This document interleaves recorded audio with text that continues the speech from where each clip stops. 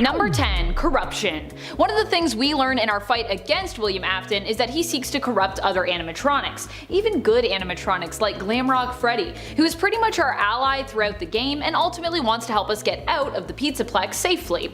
In the final boss fight, Afton in his current in-game form will attempt to take control of Glamrock Freddy, and we have to try and harm him to prevent him from doing so. You know that he was successful when Freddy's eyes glow purple. If this happens, he will attempt to harm instead of help Gregory, aka you. Number 9. An army of animatronics. While you can try to prevent Glamrock Freddy from becoming corrupted, there are some animatronics that you can't really save from Afton's influence. Eventually, Glamrock Chica, Roxanne Wolf, and Montgomery Gator will all join him in his attempt to attack Gregory.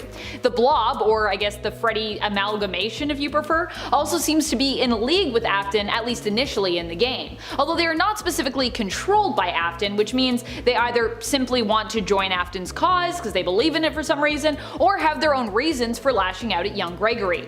The other animatronics don't seem to be in control of their behavior and are more like William Afton's puppets, completely controlled and willed to cause harm by Afton himself, likely going against their own initial programming. Number 8. Hunter. While later on Afton mainly relies on his influence over the other animatronics to do his bidding, initially he was involved, possibly directly, in taking out any FAZBEAR employees who came to investigate just what he was up to in the tunnels below the Pizzaplex. Large quantities of power were being drained down there, and when employees were sent to investigate, none of them managed to ever return apparently. This implies that they were all killed, likely by Afton himself in his new form as Burntrap, or some lesser form of him perhaps as he bided his time becoming Burntrap, improving his appearance and gaining more and more power. Improving his appearance. Ugh. It's not really improved, he's pretty gross. And as he gained more and more power, literally with electrical power, and on an influential scale. Number 7. He survived. So obviously if you have played Security Breach or watched any of your favorite YouTubers or streamers play it at this point, you know that William Afton managed to survive and make it into the game. Not only that, but his physical body even manages to somehow be around. I know, I'm like, isn't this thing completely destroyed at this point? Apparently not. It shows up once more fused with an animatronic suit, managing to have survived all the awful things that have happened to it, like being spring-locked and burned alive. I think he was burned alive twice actually, and also possibly possessed or cursed, depending on which continuity you subscribe to. Though it should be noted that this is probably the most decayed and worse for wear we've seen William Afton look in the flesh. Number 6. Burntrap. This version of William Afton is known as Burntrap. Burntrap is an amalgamation of a bunch of different animatronics, and I believe we actually found the name Burntrap through hacking the game and through looking at the file names. Burntrap is actually a withered Spring Bonnie suit that also has endoskeleton parts from Springlock, Glamrock, and Nightmare Animatronic builds as well. Of course, the corpse of William is also permanently bonded with this suit as well, and much of his corpse beneath is visible because of just how withered the suit is. Very little of the suit is still visible, and you can even see all of Afton's skeletal looking gum exposed bottom jaw, as the suit no longer has its bottom jaw attached. Ew. Number 5. Trailer lines. When fans looked into the files belonging to Burntrap within the game, they learned that there was actually a ton of content stored there that simply wasn't used at all in Security Breach, at least as far as we know right now at this moment in time when I'm recording this. However, this content was designed and programmed into his character, it just was never used. Among this content were 2 lines featured in one of the Security Breach trailers that many fans suspected belonged to William Afton himself. Well, it turns out that apparently we were right about that. However, while the lines were found within his files, they were never uttered in the actual game. Either they were put there with the intention of being used, but an opportunity never really presented itself that made sense, or they were used and then later they were cut from the game for some reason. Among them, I believe, was the line, "You will do as I say, you will bring me what I want, and if you fail me, then you will, both of you, burn." Unfortunate, because that line was honestly something I wanted to know more about in terms of how it played into the plot and then the overall lore of the franchise. Like, what does William Afton want? Who is burning? Which 2 people? Is there more than 2? Number 4. The Ruins. Where did William Afton as Burntrap come from? Well, it seems in the game that Vanny was tasked with recovering his body, digging up the ruins of Freddy Fazbear's Pizza Place, which the Mega Pizzaplex happens to have built on top of. Recruiting the Glamrock animatronics against their will, she brings them to the ruins of Freddy Fazbear's and has them dig something up. Likely that something is William Afton's tattered corpse. It's gotta be really tattered at this point. That is how he is able to return with Vanny's help and some convenient construction with the Pizzaplex being built on top of the pizza place. Although this likely was also part of his greater plot as Glitch Trap. Slash FAZBEAR may have still held the deed to that land and, they decided that they should just make use of it instead of selling that lot and then buying a new one to build on. Makes sense. Although I imagine they would have had to buy more land around it as well, because the Pizzaplex is massive. Number 3, from whence he came. While the Blob initially seems to be allied with Burntrap as it also strikes out at Gregory, we later learn that this might not actually be the case. The Blob is the one who ends up grabbing Burntrap when he tries to escape as the cave and tunnel system begins to collapse, depending on which ending you get and what's going on. It seems the Blob either did not want to be left alone or actually has feelings of pain and vengeance attached to William Afton and Burntrap. Burntrap's fate remains uncertain, but it's definitely implied that he is killed during the cave-in, and likely so is the Blob. Of course, this is the unkillable and seemingly immortal William Afton we're talking about, so there are also many reasons to believe that this is not the end for him, as, he always comes back. Always. Number 2, death animation. While Burntrap being overtaken by the Freddy amalgamated Blob / Elizabeth / just the Blob, whatever you want to call it, in one of the endings seems to imply that he has died, or at the very least has been defeated, we don't actually get to see his death happen. We just see him basically pulled away by this Blob as Glamrock Freddy and Gregory manage to escape while the underground tunnel and cave system caves in. However, through fans hacking the game, they've claimed that they have found some unused Burntrap files, and within that an unused death animation for the character. There could still be a way to unlock those unused files, of course, as it's still early days for this game, and there are likely tons of clues and hidden lore still left uncovered as of yet. After all, this game is massive, but the other option is that Burntrap's death was initially going to be shown in one of the endings, but was ultimately cut to leave it more ambiguous as to whether or not he might return, and whether or not he actually survived. Perhaps they wanted to kill him off initially, but then decided they'd rather leave the option open for Afton to return once again. I personally think they maybe were like, we could make Vanny this big character and then say goodbye to Afton, and then they got cold feet as they were getting near the end of that. They're like, oh, people won't like it if Afton's gone. Of course, all of the people that have played the game are like, more Vanny, less Afton.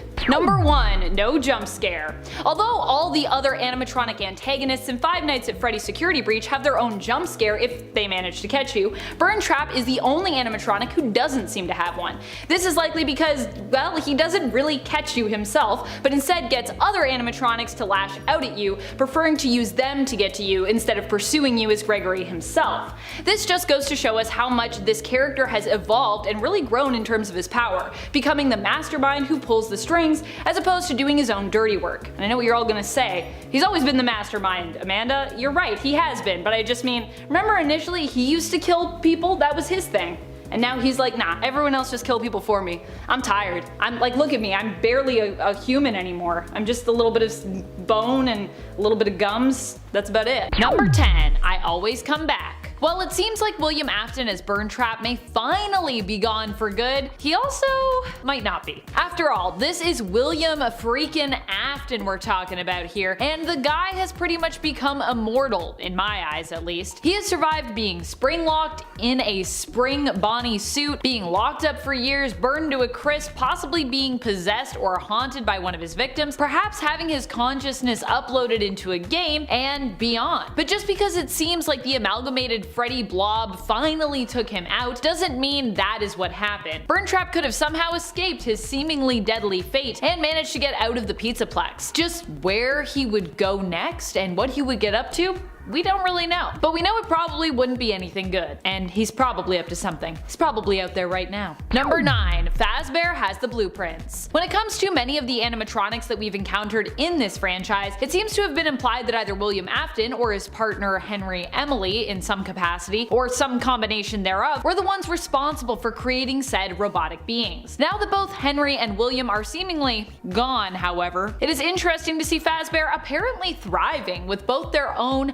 meta game that appears to exist within the universe, with Help Wanted, and also with their new establishment, the Freddy FAZBEAR Mega Pizzaplex. Considering we also have seen new animatronics here, it must mean that FAZBEAR Entertainment is now the one behind making these animatronics, and it seems to be implied that as such they have secured the blueprints for the original animatronics and were able to use them to create new ones like Montgomery Gator and Roxanne Wolf. Either that or these are like old animatronics that they've updated, but I feel like it's implied that these are completely fresh, so they made them themselves. This means that William and Henry are really no longer needed with this company, although we don't know if either remains attached at all financially to FAZBEAR, or even attached to their founding story or their history. However, this also opens up the possibility of someone else at the head of FAZBEAR becoming corrupt and turning evil. Maybe there'll be a new William Afton one day. And friends, before we move on to this next spot, if you are loving this list and you want more lists like it, I don't know what else we could pull from this game about William Afton, but I'm sure there's lots of things we still haven't even found yet. Be sure to let us know you want more lists on William Afton by giving this video a thumbs up. Number 8. Cult of Afton runs FAZBEAR Entertainment. Speaking of the possible ulterior motives of FAZBEAR Entertainment and their still possible connection to Afton and Emily, just why was the Mega Pizzaplex built on top of the ruins of another Freddy FAZBEAR location? While Vanny seems to be the only loyal follower of William Afton that we see in Security Breach, is it possible that there are corrupt forces working from within the FAZBEAR Entertainment Company, and that Vanny isn't the only one? That they are the ones who arranged it so that the Pizzaplex would be built in the first place on top of these ruins, and even placed Vanny/Vanessa there so that she could recover Afton's body in secret. I'm just saying, there are a lot of spooky coincidences that seem to have happened that seem, well, just too bizarre to actually be coincidences. Number 7. New voice actor. An interesting detail when it comes to the character's evolution in Security Breach is that it seems like Michael Curtis was going to be the voice of William Afton. From the trailers, that is what was implied. At least that's definitely what I was picking up on. And yet before, the main voice actor for William Afton, the one that we'd come to know from Sister Location at least, was PJ Haywood. The even stranger thing is if William Curtis was meant to play the role of William Afton, and the lines he uttered in the trailer, which hackers have claimed in the files are actually linked to Burn Trap within the game, then why didn't he actually get to do those lines in the games? It seems like there must have been a directional shift when it came to the content that it was suggested we were going to get. It seems, based on the trailers, that Afton, Vanny, and possibly the security guard Vanessa were all going to play more important and prevalent roles in the game. It also kind of seems like we could have gotten one of two ways, with either like Vanessa helping us or Freddy helping us, or maybe there's a version of the game where they both help us, I don't know. And yet we didn't see as much from any of these characters as we thought we would, or at least we didn't see what we thought we would from them. So were the whole scenes that Curtis recorded lines for tossed, or was the direction changed much earlier on? Is Curtis's voice really even meant to be William Afton, or is this supposed to be some other character? I know this is more questions than answers, but this is another case where knowledge kind of just leads to more theories and speculations than any correct answers. Number 6. Maybe no longer British? The really interesting thing about having William Afton potentially recast in Security Breach is that it implies that he somehow may have lost his British accent, at least based on the voice that we heard. When PJ Haywood voiced William Afton in Sister Location, he was distinctly British. This was a character who definitely had a British accent. And yet if Michael Curtis is doing a voice for William Afton in the trailer, and those unused files were found under the header of Burn Trap in the games, he somehow, I guess, lost his British accent? So is he British, or is he American? Or is he from somewhere else? It's possible that being burned severely might have also altered his vocal cords, or just that over time his accent diminished or changed, which can happen. I mean, after all, when we heard him in Sister Location, I think it was mainly in like flashback stuff, so I don't know, maybe it's been a long time and now all of a sudden his accent is gone. After all, dialects come from what we hear around us and are built over time through speech patterns based on those sounds. So if he had been in the US for, I guess, a long period of time, it is possible his voice could have changed. Then he could still be British, but you know, with an American accent, because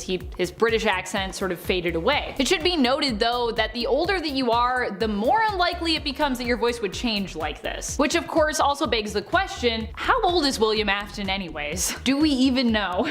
Number 5. Rescued at the last moment. It's very unlikely that William Afton is actually dead. Although we talked about that being what seems to happen on the part 1 of this list, when it comes to Afton's fate and him being attacked by the Freddy amalgamated blob and pulled back back deeper into the ruins as everything caved in around them, it's also just as likely that the blob was maybe saving Afton instead. After all, while the blob may be a monster, they also seemingly lashed out along with Burntrap originally, and they are after all an amalgamation of his creations. They also tried to kill Gregory. You can die from the blob. Freddy is kind of like William's child as well, and it's possible that even while horribly disfigured, they still felt an allegiance to their creator. Perhaps at the last minute the blob is trying to save Afton. Although it looks like they are pulling Burntrap further in towards this cave-in, they could also know of an escape route that was simply safer than the one Gregory and Glamrock Freddy seemed to be taking, and they could be attempting to pull Afton towards safety instead so that he could escape and live another day. Although, to be honest, I feel like he's lived enough days. However, this would possibly allow Afton to return in future games. Number 4. William Afton's final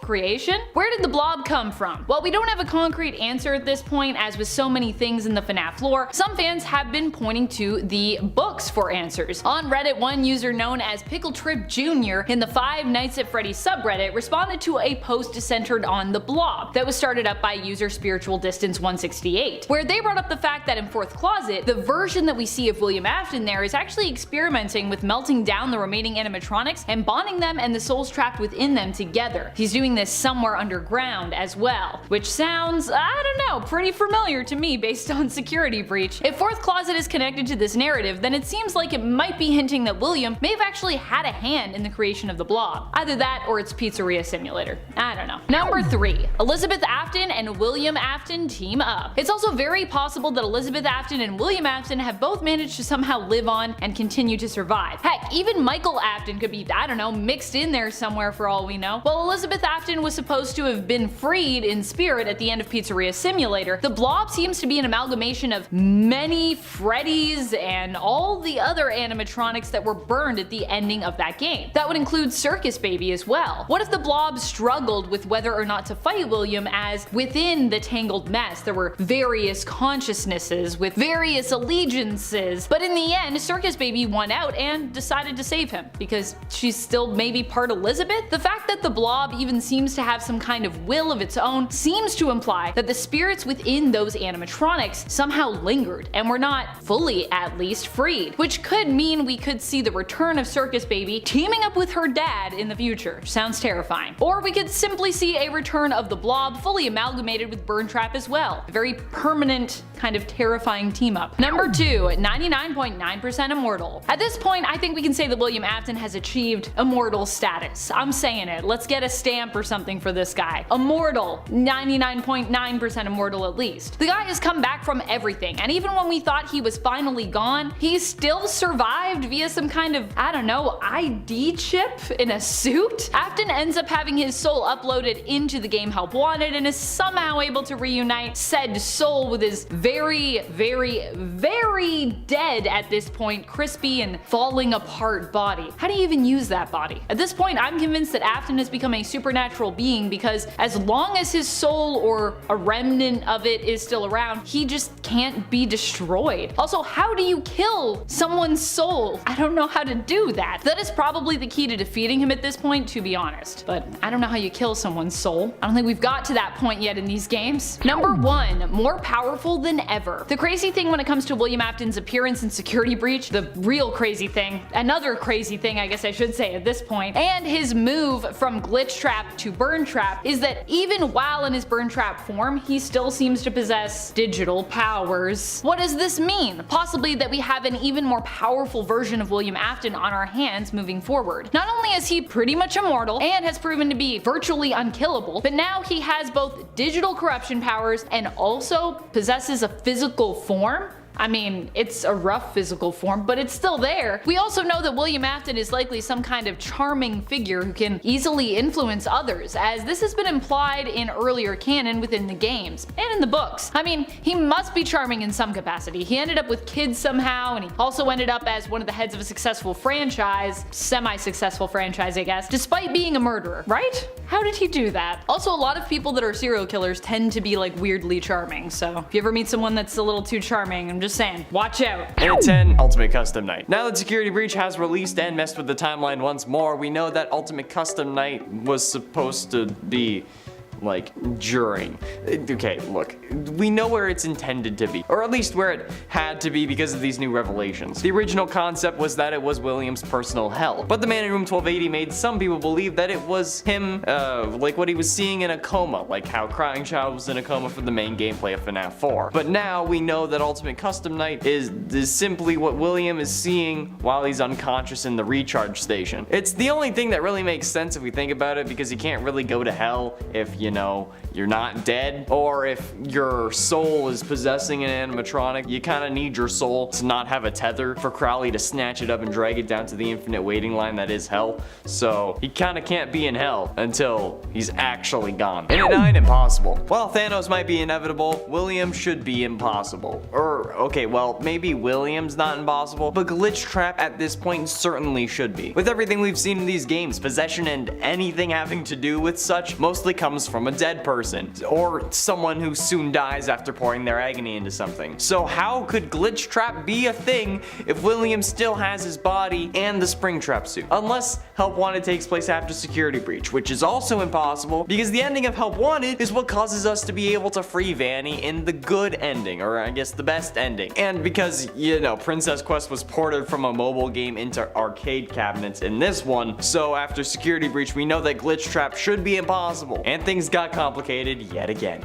Great. Innate virus. While Glitch Trap may seemingly be impossible, we do know that William in his robot form does have some form of coded virus that he can use and control, since he starts trying to take over Freddy basically instantly. And if that's the case, this could explain Glitch Trap and subsequently Vanny, because if Glitch Trap was just like William holding his hand to the game while it was being played or something, it kind of gets rid of the whole 2 versions of Afton thing that seemingly still mind boggles me. So it could be an explanation, but it would also imply, however, that the Vanny version of Vanessa is in fact a robot, and it would seem like there are 2 versions if we look at the rooftop ending and the Security Breach office scene where we need to escape before Vanny gets to us, because if we look at the TVs, whoever's talking can be seen, meaning that Vanessa would have to have changed awfully quickly into her Vanny suit to pull off the switch in this time. Plus it explains how he's able to control her, because, you know, she's a robot. I can't really be controlled by a computer virus, so... Well, I mean, I probably could.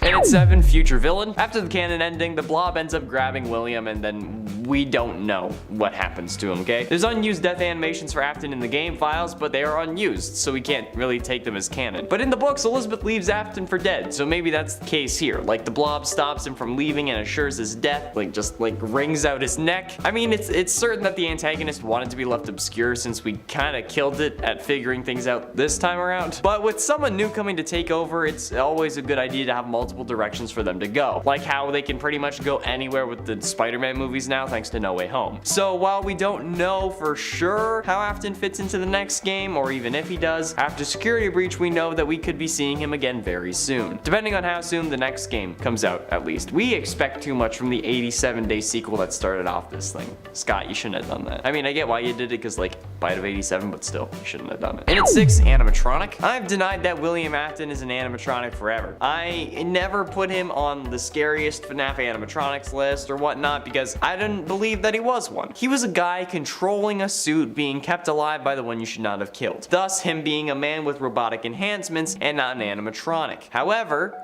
now, after Security Breach, it looks like I can finally stop saying that, since from the looks of it, Burn Trap is actually dead. And while this could mean that he's allowed to be Glitch Trap, William is still trying to take control of Freddy, thus us knowing that he's possessed that animatronic suit like the original 5 missing kids possessed the original 5 animatronics. It's kind of poetic, since while his jaw is visible, the rest of his body seems to have burnt up in the FNAF 6 fire, resulting in his weight being supported by the endoskeleton. That just kind of proves that he's possess the robot, which also makes sense with the way that he walks, since now like he shambles and because he's not used to walking without the support of his full body and the animatronics. So like, you know, he was also like a 90-year-old man at this point, so I can get why he shambles. He's fully possessed the animatronic now. Burn Trap is the first version of Spring Trap or Scrap Trap or William Afton that is an animatronic. Halfway through into number 5, the inside. We know at this point that Afton has to have someone inside FAZBEAR Entertainment still working in his best interest. interests. The suggestion for Vanessa as night guard came from the top, meaning that they're high up, as we learned from one of the lore duffel bags, and influential enough in the company to build the Pizzaplex on top of the FNAF 6 pizzeria so that William wouldn't be randomly found by some crazy kids looking for a thrill in a pizzeria. They'd be found by a crazy kid hiding inside an animatronic in a pizzeria. Since that sort of thing happens way too often in this series. Which begs the additional question, is this because they're related? Is this because they're related, they know each other, or is Afton controlling more than one person with this virus? But either way, with everything that's lining up for him, there is no way it's an accident. Oh no, not in this series. In any series, I would still find this to be a little too much, but in FNAF, there is a 0.000 negative 1% chance that this is a coincidence, okay? There's no way that this kind of thing worked out this well for this character especially. Hell no. And at 4, recharge. William needing to recharge is certainly something that's interesting from a game perspective now that we know more about what's been going on. Perhaps the recharge stations were built because Afton needed one, and the horrible animatronics needing to get in a recharge station every hour is because William needed an excuse to have one actually made so that they could bring it down for him. Because like, I'm sure it took more than an hour to dig that tunnel, and there is a recharge station in that area because of that. But William needs to recharge now seemingly, making me think that we won't really have to deal with him for much longer until like the MCU decides that FNAF is also in the Marvel universe, and then Afton gets an arc reactor, because that's definitely gonna happen at this point. Disney's gonna be like,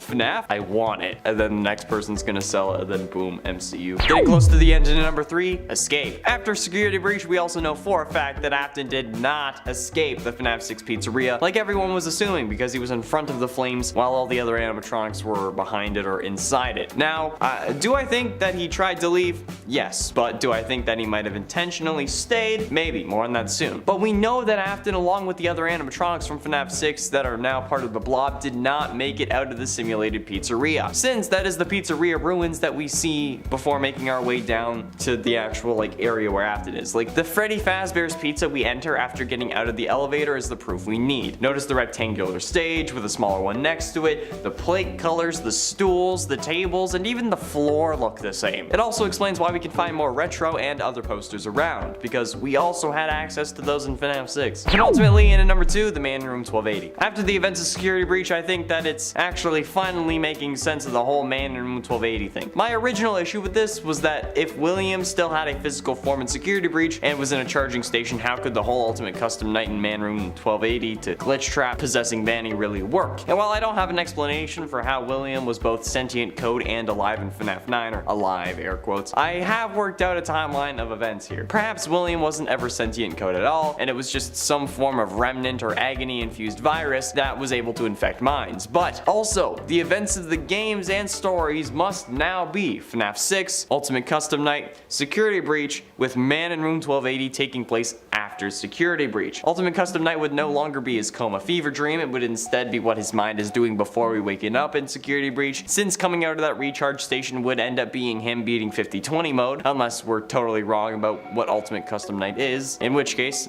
I have no fucking clue what's going on. But yeah, so Man in Room 1280 is what happened to William after the blob gets him. At least, that's the closest thing we can say right now. And finally, in at number 1, lied about Remnant. In yesterday's video, I talked about how what we know about Remnant must be a lie, and the explanation of that, link in the iCard. However, the thing is, 3 times we've tried to burn William, and 3 times he's survived. And while that could just be the whole he always comes back thing, this time around, we see that everyone from the FNAF 6 fire seemingly survived. While they are together in the form of the blob, there are still the masks of the puppet and baby present inside it, meaning that the other animatronics also came back. But as far as we know, that shouldn't have been possible. But that's because now we know that William lied about being able to destroy Remnant with fire, as a way I'm sure to make Henry think that there was a way to stop him. But William knew that this wouldn't really kill him, and he got exactly what he wanted. Even got Henry to kill himself in the fire as well to make sure that nobody remembered this place. And if William knew that fire wouldn't kill him, but heard Henry was going to stay, why wouldn't he stay? Like, if he left, Henry would have left too. And if he is able to hear the final speech like we assume, considering how Henry tells him to go to hell, he would also have heard, and for you, my brave volunteer, who somehow found this job listing not intended for you, blah blah blah, I'm assuming you're staying, so am I, okay? William knew that he wouldn't die, but the person hunting him would have died. That's an easy way to finish off your longest adversary. You just stay put, you know you're not gonna die, you're gonna suffer a little bit, but you know you're not gonna permanently die, and you're good. F***ing genius.